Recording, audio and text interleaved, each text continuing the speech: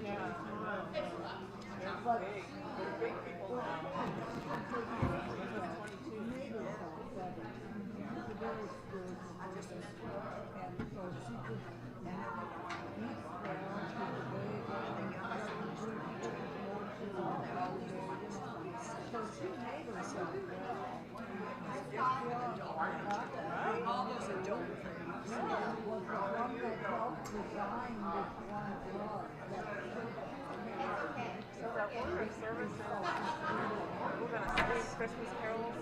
Yeah, it's Christmas, two congregations.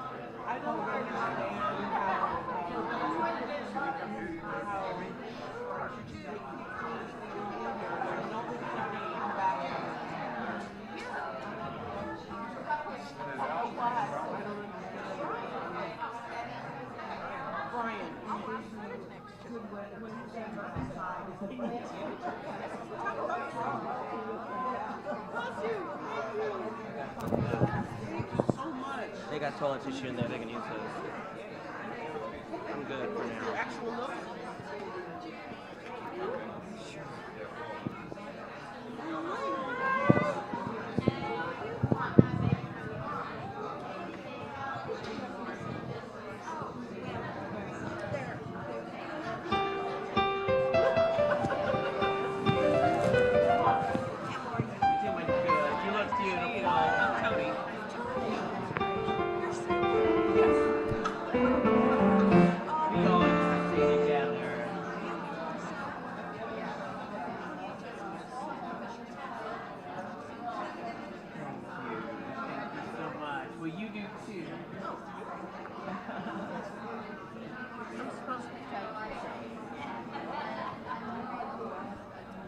I'm like, all the people in all the places, Brian, and then Audrey, who was the only person keeping anything running.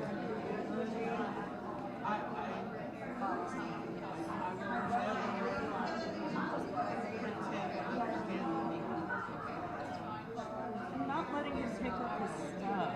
That's awful. So, My understanding is that they're saying whatever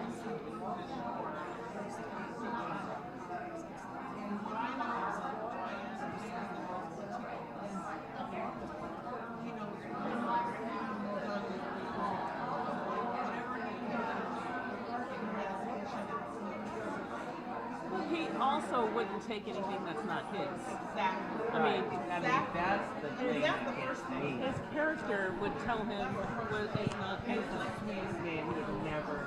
And to treat it as the Yeah, just it is. that direct that believe that If they knew him, like, if they, like, they don't know who he is then. If they think that that's, I mean, it's okay, like, okay, we don't want you here anymore. Can you please pick up your stuff, your equipment? that's one thing. Yeah. To pick them out and say you can't take this stuff. Yeah, that's ridiculous. Oh, thank you. That looks delicious. Those are awesome. Oh, that's a good idea. I know. I was thinking, yeah, spiced nuts would be a great idea. It would be a great gift. Actually. Oh, they spiced? A little bit. Sugar water, right? He said, yes. He said just a little bit of cayenne, not a lot. If you don't like spice. Oh, you can't Spice even isn't take- like me, Oh, but I can handle a little bit. he said it's not a lot. Oh, right Anyway, on I that. just feel bad for him. 'Cause, you know, Yeah. hopefully he'll have. I got a his natural routines, spotlight. but whoever would do that, that's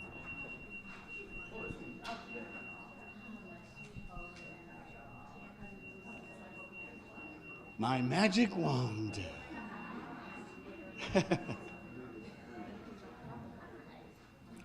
Good morning.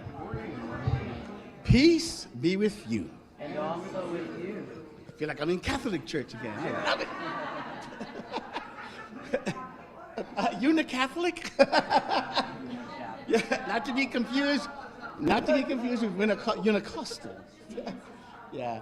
Well, I want to welcome everybody who is here today and everybody who's online to Unity Spiritual Center, Georgetown. We are very happy that you are all here today.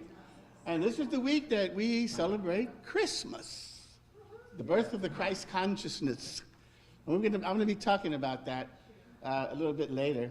And I just kind of, last night I was lost last night. I hit a block. I was gone. I couldn't figure out how to wrap that thing up. And so I got up early this morning and I kind of think I put it together, sort of, but we'll see how that goes. But we're really glad that you have joined us here. And I was talking to Rosemary about some people, that sometimes attend, sometimes they don't attend. I said, the whole thing about Sunday morning, and I've said it over and over, it's about the collective energy that we create. Because it's an energy that you can't create alone. I use the orchestra example all the time because my daughter was in orchestra. And when she practices, it sounds good. But when she plays with the orchestra, that's a different story. Because of the power of everyone. And exactly the same thing happens here. We each bring our individual energy to Sunday morning. And through prayer and through affirmations and through singing and through learning and all those things that we do together, we create this combined energy that literally, now that we know about energy fields and stuff, we talk about it all the time, and energy, LGM and stuff, we know that it really literally raises our consciousness, our vibration rate into another place. And I call it a spiritual hot tub, and so you come here to sit in a spiritual hot tub for a while, for an hour, and it feels good. You need to be regenerated because life it can be complex sometimes, and it takes us through rough little bumpy times on occasion. Nothing has happened like that lately, but sometimes, no, I'm saying sometimes it does. But, and as you know, we're a positive path for spiritual living, and I like to say that we have a unique approach to spirituality because our message fundamentally is about oneness, that everything at the core level, in our very essence, we are one. But the beauty of the grand paradox is that while we are one, we are still the many. And it's just the marvelous dance of duality. And that's part of the reason that we want to talk about the service today, that we come here, to have that contrast. And sometimes with the contrast comes contrast. But that's okay, because we're learning, we're growing. And as we do, we become more aware, and we open ourselves up to this grandeur that is life, whatever it is. And we finally figured out, LGM, the whole story. We know the answer. It is that we don't know. Basically. Anyway, I do welcome everyone here today, and again, the week of Christmas Eve, and it's the week of joy in Advent.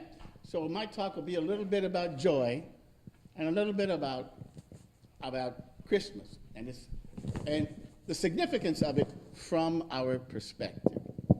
So let's get things kind of rolling by beginning with our mission statement. Join me and like you mean it. Here we go. We are a thriving spiritual community, inspiring and empowering individual and global transformation as exemplified by the life and the teachings of Jesus. Once again, welcome to Unity Spiritual Center, Georgetown, a spiritual breath of fresh air. Announcements.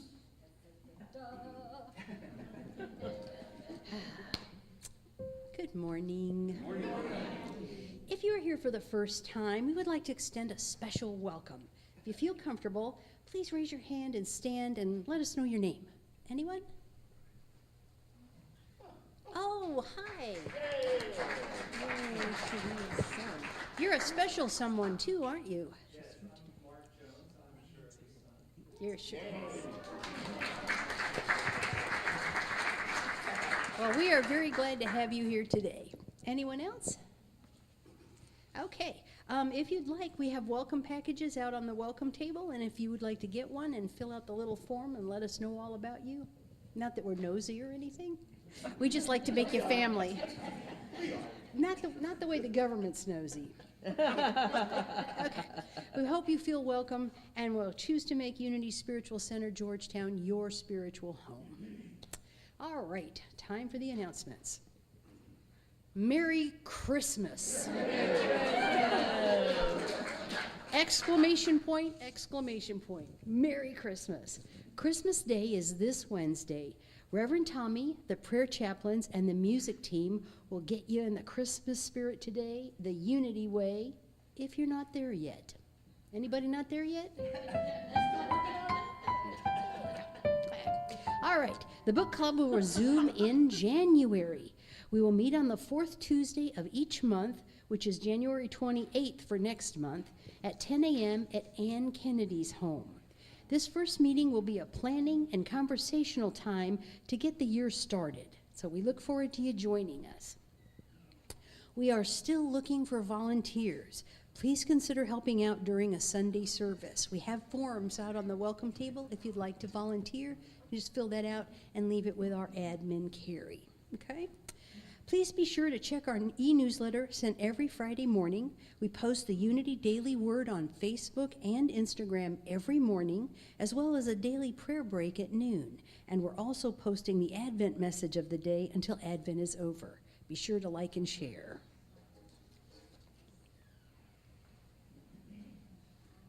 I think we're going to need a couple of extra chairs. Anybody want to grab some from the other room, please? Huh? Oh, okay, there's two there. Meg and Jean? Yeah. Yeah. Yeah. Which is good. We need extra chairs. Yeah.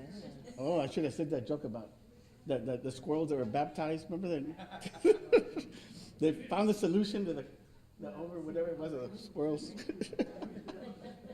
Baptize them, make them have. What? There's two chairs? Oh, okay.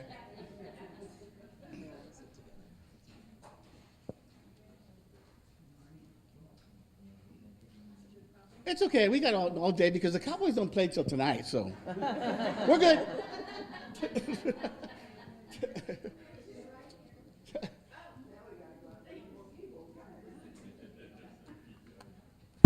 Okay, good.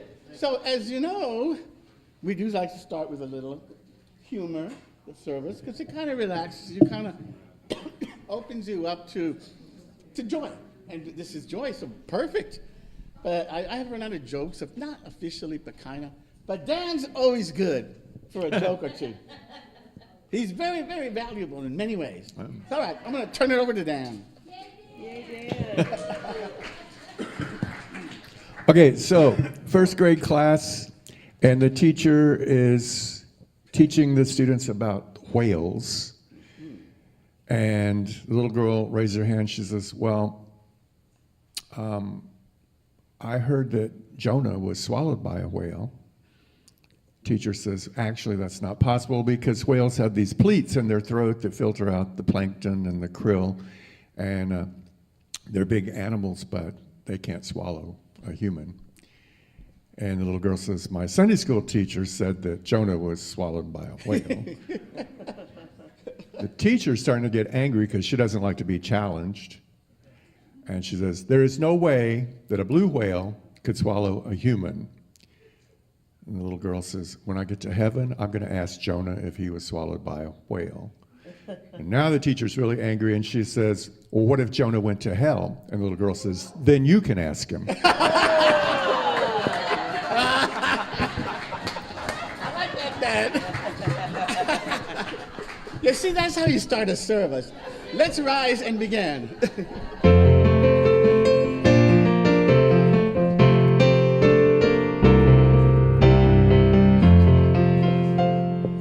Angels we have heard on high, sweetly singing o'er the plains, and the mountains in reply, echoing their joyous strains.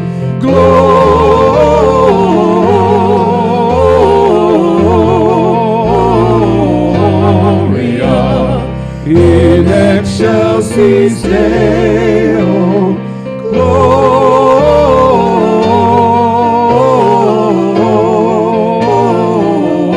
Gloria in excelsis Deo.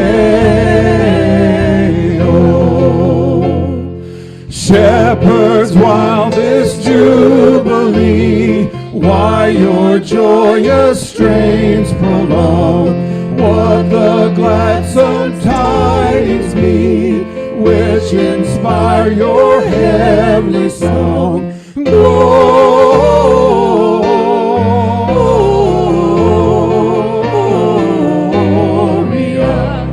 in excelsis Deo. Gloria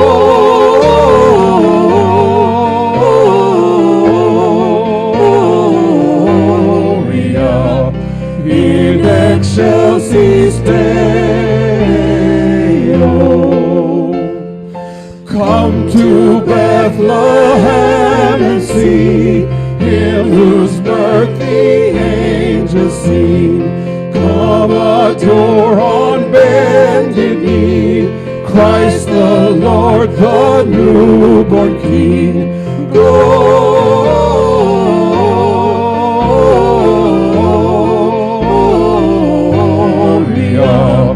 in excelsis Deo.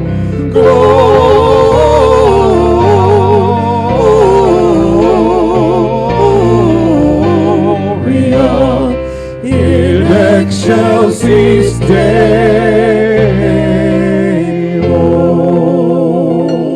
That'll get you the Merry Christmas spirit right there. I'm feeling it. I'm feeling it.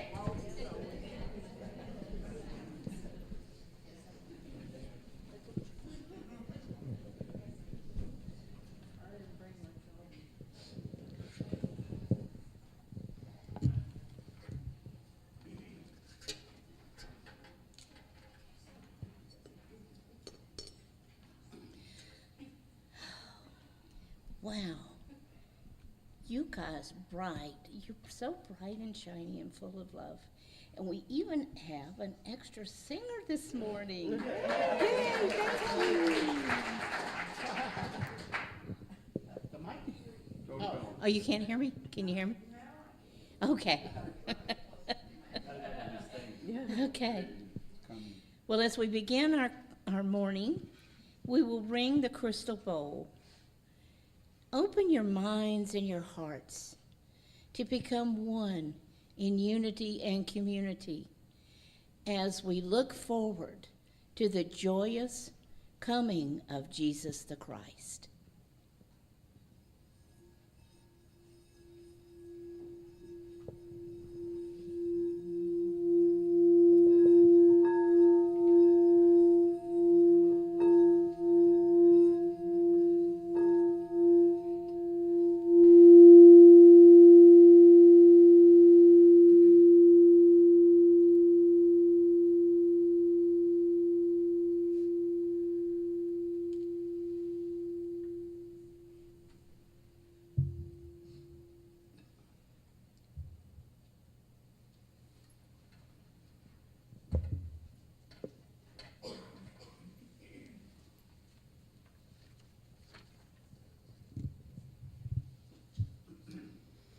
Okay, for today's daily word, we're using the daily word from Wednesday to celebrate Christmas together as a family.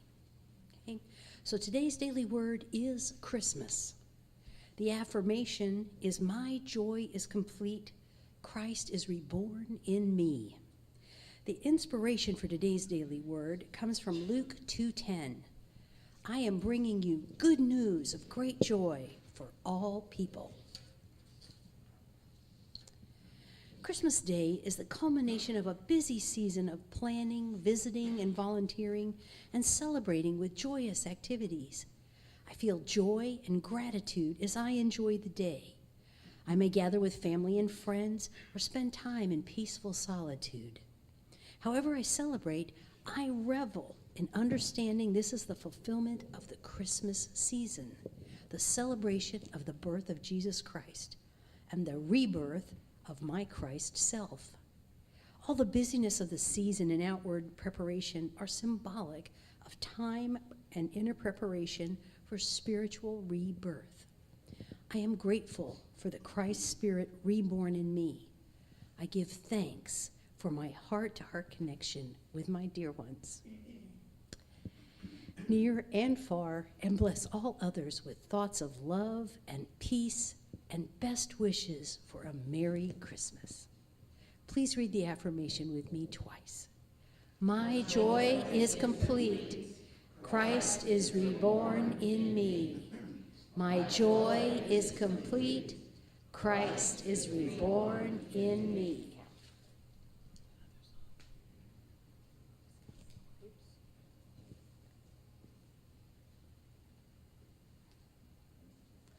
Now's the time for the lighting of our candles of divine order. And we have two to light today, one for the fourth Sunday in Advent and one for Christmas Day.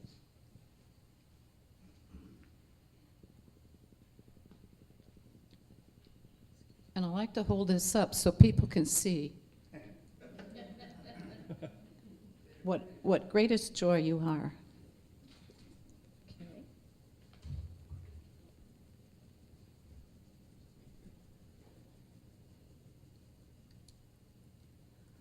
And for Christmas Day, that sacred time when all the earth stands still and we know pure love.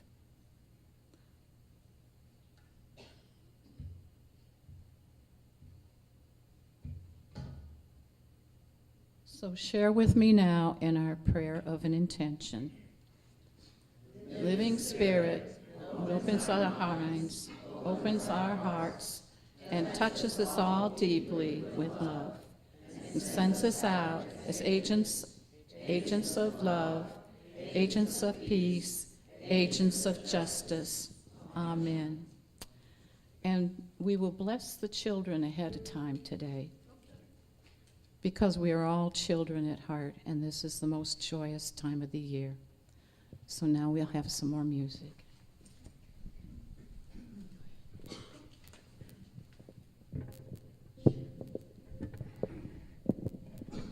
To welcome Tony Dahl singing today with us.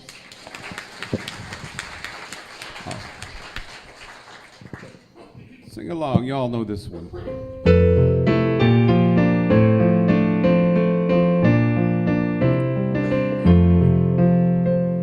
It came upon a midnight clear, that glorious song of old, from angels bending near the earth to touch their harps of gold. Peace on the earth, goodwill to men, from heaven the gracious King. The world in solemn stillness lay to hear the angels sing. Still through the cloven skies they come, with peaceful wings unfurled, and still their heavenly music floats o'er all the weary world. Above this sad and lowly plains, they bend on hovering wings, and every old battle sounds the blessed angels sing. For lo, the days are hasting on, by prophets seen of old, when with the ever-circling years shall come the time foretold, when peace shall over all the earth its ancient splendors fling, and the whole world sends back the song which now the angels sing.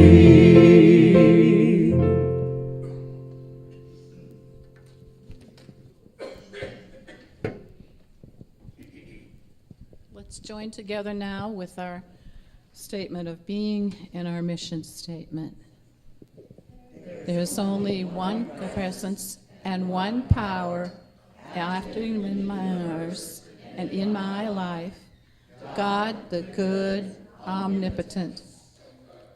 Certain God, we co-create a world of love, peace, and abundance. Now for more music.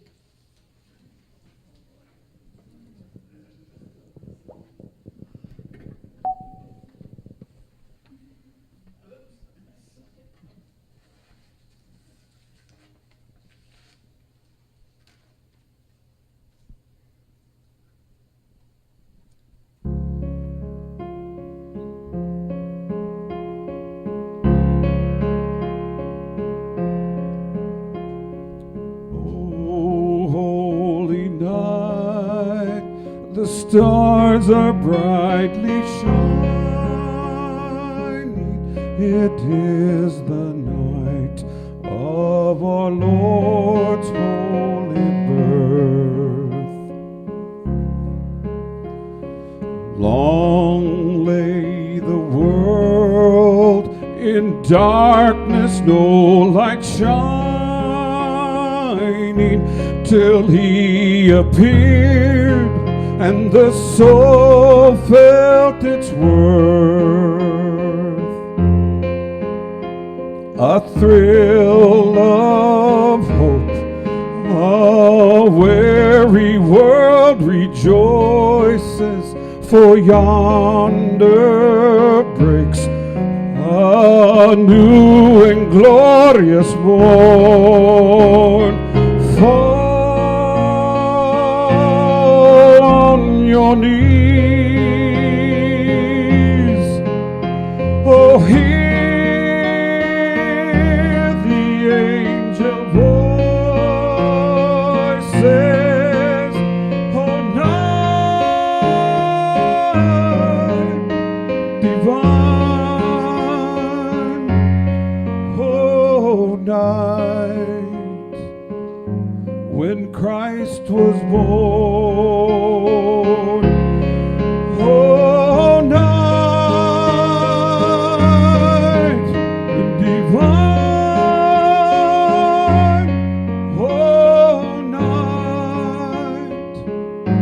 Oh, night divine.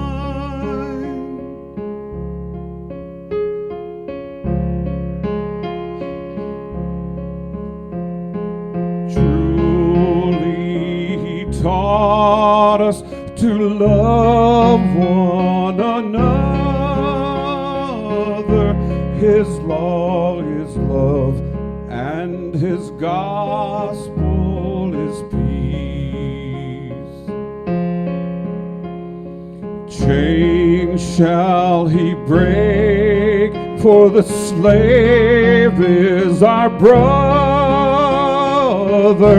and in his name all oppression shall cease.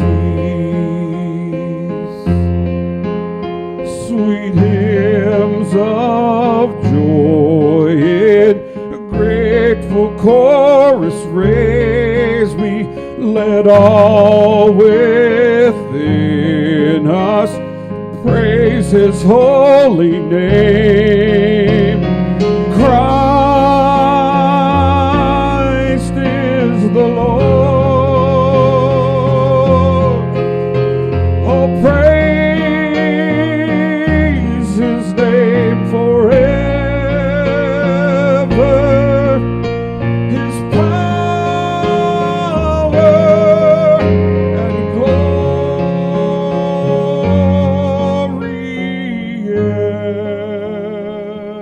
evermore proclaim. Oh, night divine.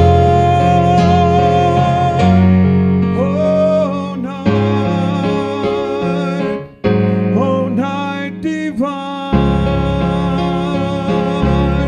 Oh, night divine.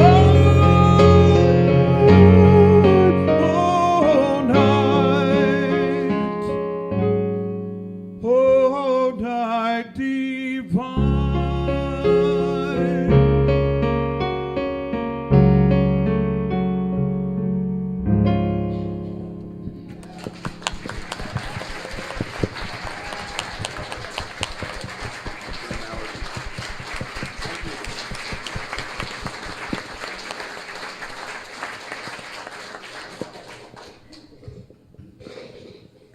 We are so blessed.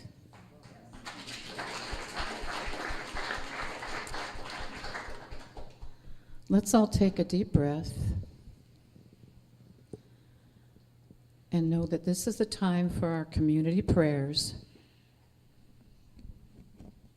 When we touch those places in our hearts where we care for one another, ourselves, and our situations. So let's now just take a few moments and say out loud or whisper or silently, recognize those places, people and events.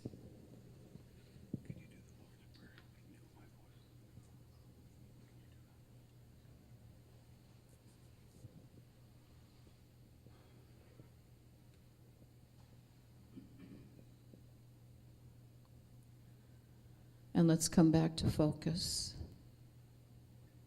and remember how precious that we all are. And let's close our time of prayer now with that ancient prayer handed down through the ages. the Lord's Prayer. Our Father, which art in heaven, hallowed be thy name. Thy kingdom come, thy will be done in earth as it is in heaven.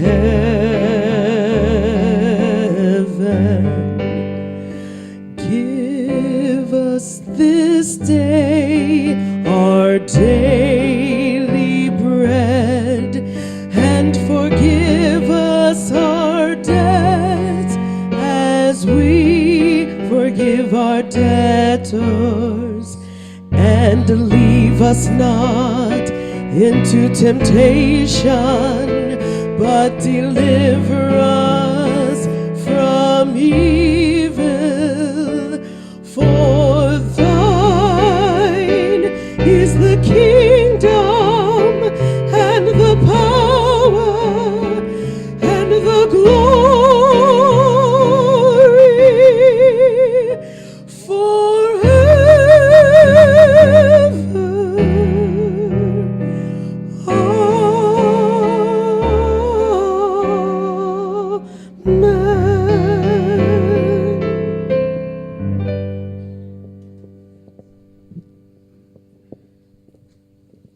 Today, our spiritual practice, I want to focus on gratitude. This, of course, the most blessed and sacred time of the year when we can present our gifts and be grateful for what we have and what we share. And for some of us, this time of year can be difficult. However, I like to recall the time when my daughter was 6 years old. She loved Christmas songs so much, she would sing them in July. She was one happy child. So I'm going to share a passage today from our Advent booklet from Unity. This touches more on what we adults now do with Christmas and what we've made of it. But we'll come back full circle to gratitude. So the passage is from yesterday's reading. It's called, I Choose to Be an Ambassador of Love. This is written by Reverend David B. Adams. And it says, anxiety at any time in our lives can feel debilitating. As an aspect of fear focused on the future, anxiety may leave us feeling paralyzed by uncertain of what lies ahead, uncertainty. The influx of holiday activities with family and friends, or their glaring absence for those recovering from change or loss, can intensify anxiety's grip. The deeper challenge we face is the absence of a clear choice in how to respond. So whenever anxiety appears, try whispering love into the situation.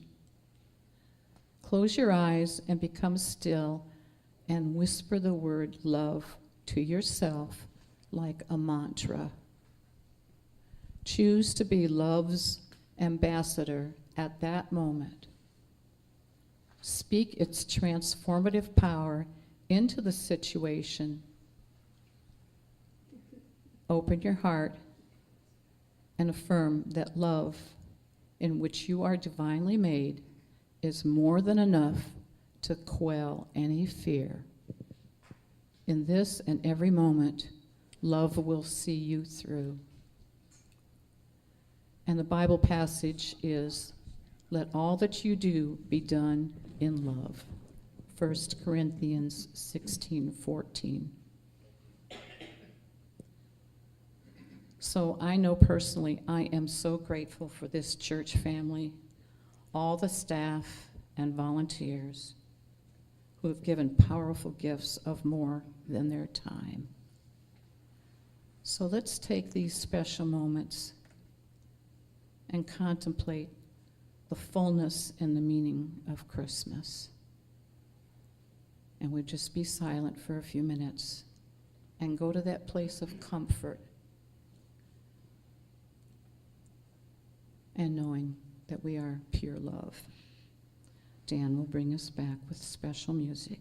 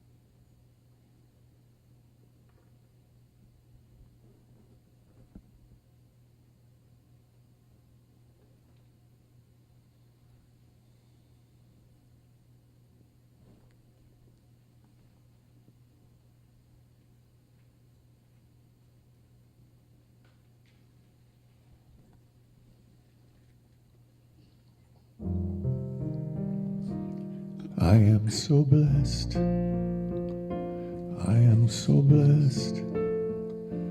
I am so grateful for all that I have. I am so blessed. I am so blessed. I am so grateful. I am so blessed. I am so blessed. I am so blessed. Join us. I am so grateful for all that I have. I am so blessed. I am so blessed. I am so grateful. I am so blessed.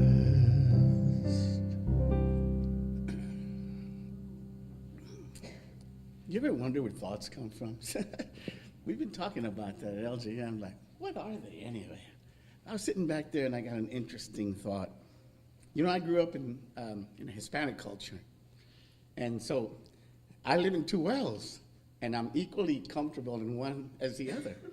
And you know, we just had that wedding for our daughter a couple of weeks ago, and if you're in a variety band down there, you got to play Mexican music. You just have to, you know. And when that accordion starts, I mean, it's over. You know, it's just takes over the emotion of us, you know. But you know, the same thing. I was thinking, there's the same thing holds true for us in Unity, because we're able to equally live in that traditional. We understand it. We've lived it. We've been it. But now we get to see like a different version of it from this Unity level. And that's what my talk's going to be about today. And I'll get to that in a minute. This is the fourth week of Advent. The Joy of Christmas, I called it, because this week the theme is joy, but it's also the week of Christmas Eve. So I want to talk about the two things, and I want to begin with a very simple question. What is the reading on your joy meter these days? What's the level of it? You have a full tank? Half tank? Maybe you're running a little empty. perhaps. And these last few months, for many people, have been a difficult time, and they found themselves running a little low on the joy meter. Well, we're going to change that today, because for those of us who truly understand that the universe is abundant and always working for our greater good, we know that the times of low joy are but an opportunity to create more joy and thus refill our tanks. Gibran, I always remember Gibran, and I looked it up because I didn't remember how it goes. He said, "Your joy can fill only as deeply as your sorrow has carved you." Gibran's a wonderful writer. That is the process that we journey through in our human experience. But intuitively, we know that in truth, we never lose our joy because we are joy. What we do lose is our focus on the fact that we are joy. Due to the, as one video put it, the complexities of navigating this human experience. Amen to that one. But Scripture reminds us to fear not, because in reality, our joy tank is always full. Unity poet James Dillard Freeman writes, "Joy is the laughter of God. Joy is a habit and a habitation of the heart that abides in God's love." Let us be joyful today, for we know that what is before us, joy-wise, is greater than what is behind us or even in front of us at the time. So we have to remind ourselves that darkness is a passing storm. It cannot endure. A new day will come. The sun will shine again. And a new and greater expression of joy is coming. We have felt this joy together here as a community, and we know that's our mission, to spread joy throughout the whole world. And we do that by coming together and first recharging our spiritual batteries, because that's how you do it. You got to have a full spiritual tank in order to do that. Darkness never wins over light. Darkness never wins over light. And you stop and think about that seriously. No joke, like the Biden says. Serious, no joke. Anyway, this is the message of Christmas, that light prevails. So let's take a look at this Christian story from both the traditional little bit and the new way of looking at things. You know, throughout the history of mankind on this planet, there seems to be recurring versions of the same stories and the same concepts throughout all cultures. The hero's journey is the classic. The idea of the oneness of all, that fall from grace, search for meaning, our feeling of being more than just material beings, where we come from, who we are, how evil got here, they all are common to all cultures because we have a yearning to know. At the temple of Apollo in Greece, it is written, "Know thyself." The spiral dynamics, now that we brought that into the picture, tells us that we keep experiencing these same scenarios over and over, but that every time that the new scenario presents itself, we have learned something along the way, thus we see it differently. And we see it from a new level, and we react to it differently.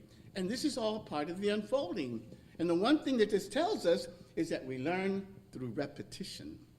But along the way, we hit stages, just like we do when you're elementary school, middle school, high school. You know, it's a smooth up and down, but it does stages along the way. And so this Judeo-Christian story is about the eternal spiritual journey that we are all on. So I want to review the story a little bit. And I want to take a different approach from the traditional, because we know the traditional. And you'll hear it probably all week long. But you won't hear this one. Not much, probably, anywhere. So I wanted to cover the big picture view of this spiritual journey. Because I want to leave you with the idea that I was the teacher, not the preacher. I don't want to be a preacher. I don't think you need to be preached at. I never thought I felt the need to be preached at. I don't know, maybe you do. I don't know. So the Christmas story is one of the most basic story humanity has. It is the classic battle between good and evil, about lightness and darkness. It is truly the hero's journey. And we are the hero. You see, we are the story, and we are the storyteller. What does Rumi, or was it Rumi, one of those guys say, you are the mirror, and you're in the person in the mirror and the mirror. You're everything is happening. So, but this new way of seeing is from an elevated consciousness. And this hybrid version that you're about to hear is something that I like to kind of put together in my head, figure out, like, how does it go exactly? So it was a practice for me. I'm going to do something different. Like I said, last night I was stuck, really stuck. I said, where do I go from here? So let me give it a shot. In the beginning, there was nothing, meaning that this universe that we find ourselves in had yet not been created. It did not exist. There was a time when this particular one did not exist. However, at the same time that there was nothing, there was also everything. And this everything early humans called God, because through their lens, this is how they saw it. And they saw some kind of a super being of some sort. And even though the authors of Genesis wrote that God created us in its image and likeness, the early man perspective created God in our image and likeness. And that gave God the anthropomorphic view that many have today. And it wasn't their intent to do this. It was just a result of where they were at the time in their unfolding. So you might say that early man had cataracts. Their vision was compromised. Does that sound familiar to anybody here today? Cataracts? But through our new lens, after cataract surgery, you see that cataract surgery, it just happened to a couple of people I know very well. And so it just came up, it popped up into my mind. Anyway, we started to see things a little bit different, even God a little bit different. We took a different perspective. And see, instead of saying God as a person, even a super one, or whatever, the supreme being, think about that one, the supreme being. We're saying, yeah, it's supreme, but it's still a being. And Meister Eckhart said, God is not a being, God is beingness. That's a different way of looking at it. Neuroscientists now are saying that God is consciousness itself, just plain consciousness.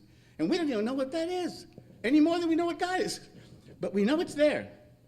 And we know it has a loving, growing intent all along the way. And every Sunday morning, we talk about divine order here at Unity. And it is mind, idea, expression. Well, and this mind, idea, expression is always manifesting itself in infinite numbers of ways in order to express, to be that thing. What does it feel like to be that thing? Whatever it might be. One of the videos talked about an essay called, "What is it like to be a bat?" Right? What is that like? I don't know. So in the beginning was mind. And one way that mind sought to express itself is as this universe and everything in it. And one of these infinite manifestations is humankind on earth. Unity co-founder Charles Fillmore cleverly interpreted this manifestation as the only son. Because I know when I always questioned, how is it that God only has one son? What are we, the rest of us, chopped liver, or what? What's happening? So from that perspective, the one son is not Jesus the man. The one son is the oneness that we share. That the idea of mankind on this planet, this perfect potential of a man, the Christ consciousness within that we say in Unity, that is the only Son of God. So this divine essence is within us all, this spark, and we have creative power and free will. Genesis 1 talks about the perfect creation. Because at the end of Genesis 1, it says, all was done and all was good. So there's that idea of that perfect manifestation. And at this stage of ideas, in divine order, that would be ideas. Because they too, like mind, are abstractions in nature. And they have only one deal. I remember I talked about from the Platonic idea of treeness, that there's all kinds of trees, palm trees, maple trees, whatever. But they all have one thing in common, treeness. Yeah. But you get it, right? And exactly the same thing with us. We are all this human versions of things, but we all have one thing in common, that. And that's the one Son. And in Genesis 1, that we're created, if you will, at that mind level, which always existed. But in Genesis 2, it says that God formed man, not created, formed man from the earth. So there is a hint of a realm of expression, that this physical universe begins to take form. And in this physical realm is man and woman and everything else, and the tree of good and evil. We are told not to eat of that tree, because if we do, surely you will die. And I take that to mean you will lose touch of your true reality. You will be clouded in duality. But we made that choice to come to this world of dualism. And in the prodigal son, it is described as a journey into the far country, it says. Often referred to, and we heard it different ways, the lower worlds, it's sometimes heard of. But first century man, trying to figure out what was going on with evil and all this stuff, said that when they were told not to eat of that tree, that we disobeyed God and fell from grace. And that evil forces overtook the planet and have been in charge since. The darkness has been in charge. But now, with the birth of the Savior of the world, the light is beginning to overtake the darkness. That's the general rules. And so we become lost in this realm of duality, it is said. And the struggle between good and evil begins within ourselves, really. We encounter much confusion, much turmoil. God is seen as having abandoned us. But deep within, our true essence remains and slowly begins its journey home. This early mentality is ruled by the old law, the Old Testament, cause and effect, action, reaction, an eye for an eye. It is a mentality not of evil, but of ignorance. As eons of time pass, we slowly begin to change our focus until at long last we find a new law. And in that new law, it is based on mercy and grace. We have become tired of feeding the swine of our ignorant minds. And we begin the journey home to our true place, to our Father's house, it is written. And the shift begins, but the journey is long. And the storms of ignorance slowly begin to fade until at long last that first ray of sunshine parts through a cloudy sky. Jesus, an expression of the Christ, consciousness and the way shower, begins the process of helping us steer our way home. He tells us to follow him, but he, not the man he, the awareness that he demonstrates.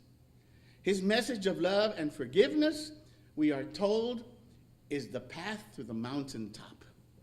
We slowly begin to practice that, but it too takes time because we're distracted by many events and many people around us that do not seek that journey just yet. And so we search for a virgin, pure mind and heart. But like all things, that takes time too. And at long last, we arrive at this time of the year, in this time of our development, where we are ready to give birth to a new consciousness. But clinging to our old ways, we seek to find this in an end, we are told. But the end metaphysically represents a chattery mind. All these thoughts, all these people that are in there, it's a busy place. And there's no room in the inn for the pregnant mother of this new awareness. So intuitively, they find a manger. And in this manger is a still, quiet, and peaceful place. Here, a new child is born within us. In the end, the Christmas story is about you. It's about each of us. The Christmas story reminds us that we all need to find ourselves that pure and quiet heart and mind, a place of peace and harmony. For only there can you give birth to your inner child. And so it is.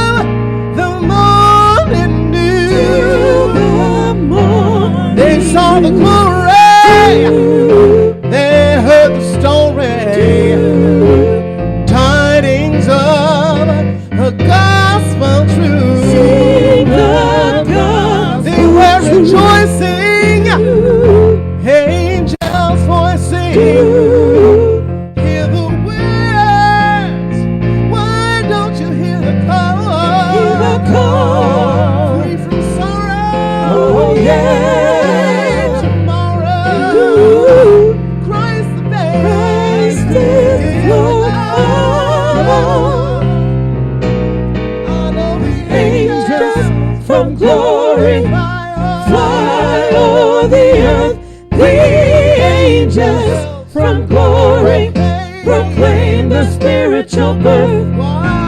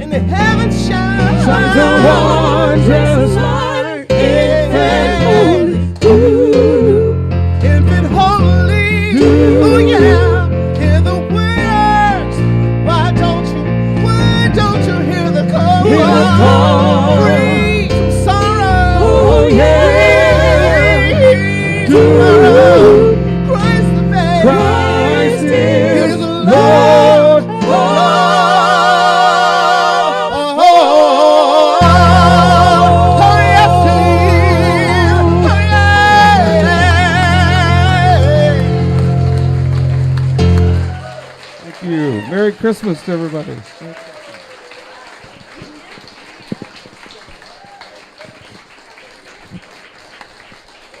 Whew. Great joy has arrived here today. Oh, yeah. Well, man, I don't know. I love it. So this comes to a part of our service where we offer our tithes and our gifts so that we can continue to spread this message of love and joy and peace that we are meant to do. That is our work here. Everything else is silliness, and we need to get over it. But anyway, we will. So we take our tithes and offerings in our hands, and together we say, divine love through me blesses and multiplies all that I have, all that I give, and all that I receive. I give in love, and I trust God.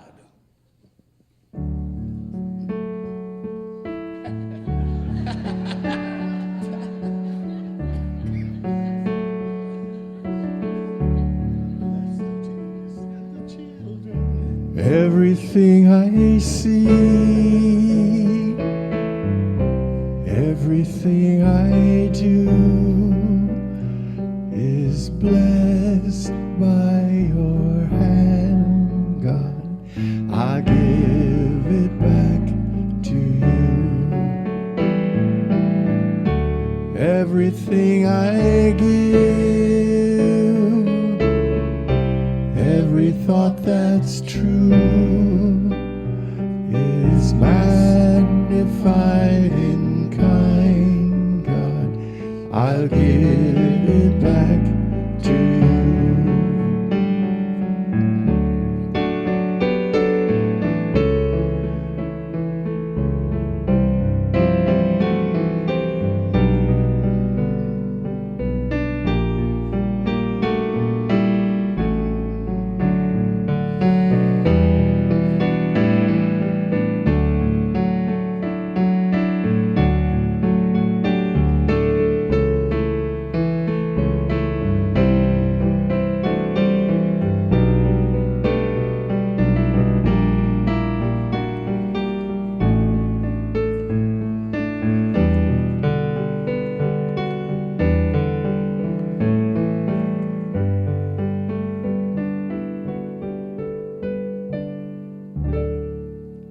Join me in our offering dedication.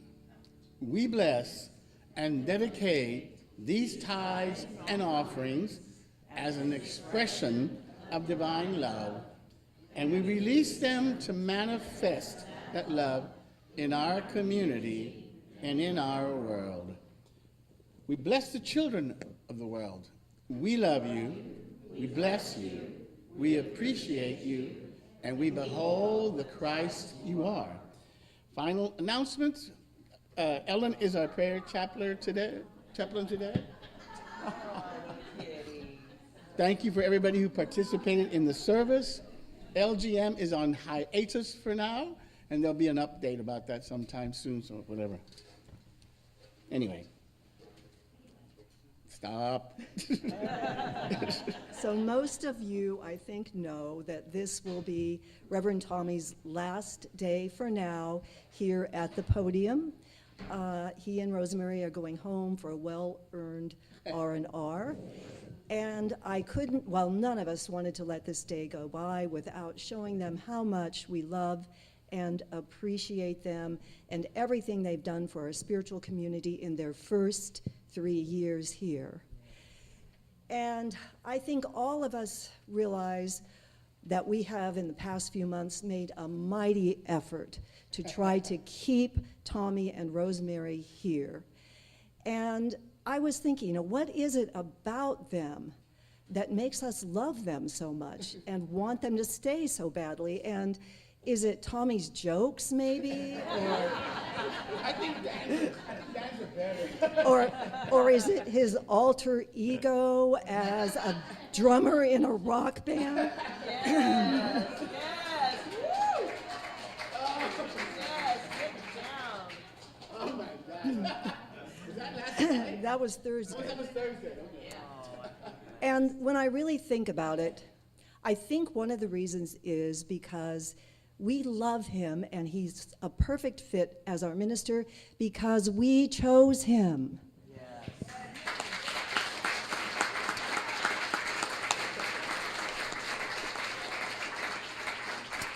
I was a member of the search committee that found Reverend Tommy, and I think Brian Mitchell, you were also on that team, also Ann Kennedy.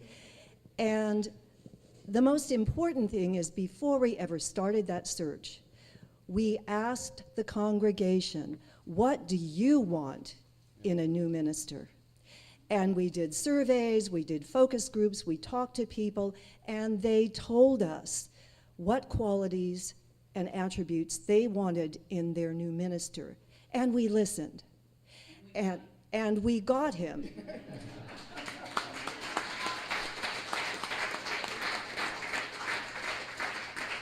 He checked off every one of their wish list. And little did we know that we were going to get a bonus with that, with his beautiful, wonderful, funny, smart, intelligent wife, Rosemary, coming as part of the package.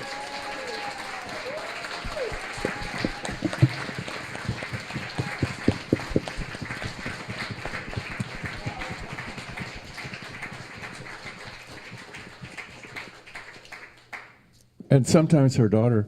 Yes, and her daughter. So, as one of the ways to show our appreciation, we've asked you all to send us tributes and love notes that one of our talented artists in the congregation, Elle, put together in this beautiful little book.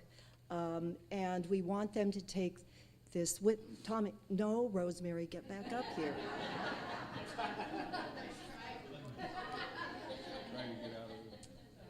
We want them to take this home with them, and we hope that it will help us to stay in their hearts until we see them again. And we will not say goodbye, but we will say, till we meet again.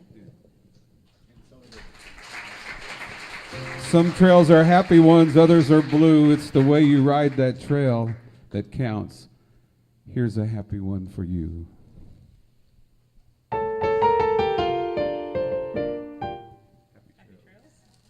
Oh.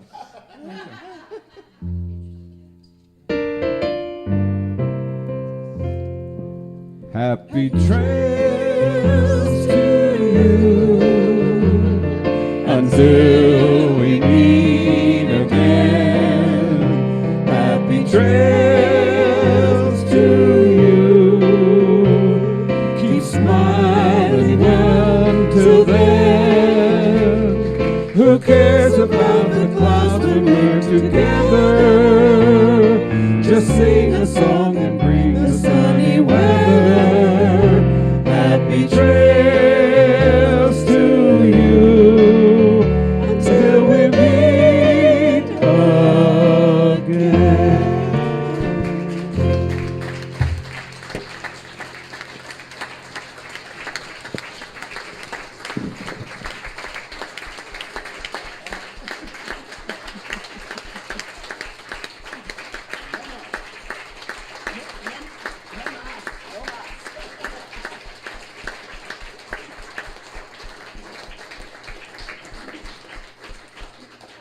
And one last gift.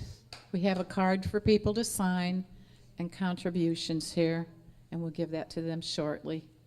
Thank you so much again.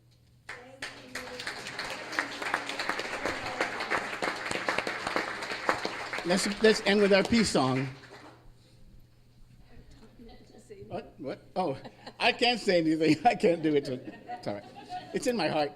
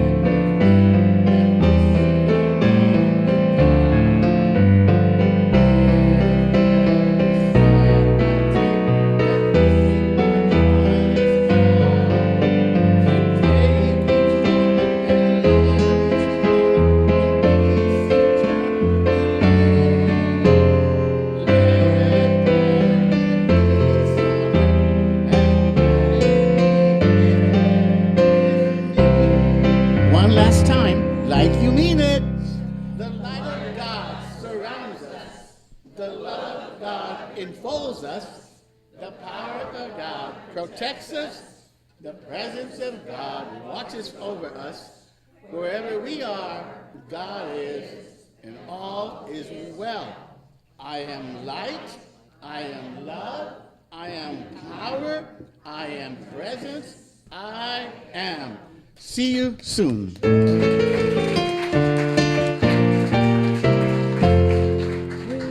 Wish you a Merry Christmas. We wish you a Merry Christmas. We wish you a Merry Christmas and a Happy New Year.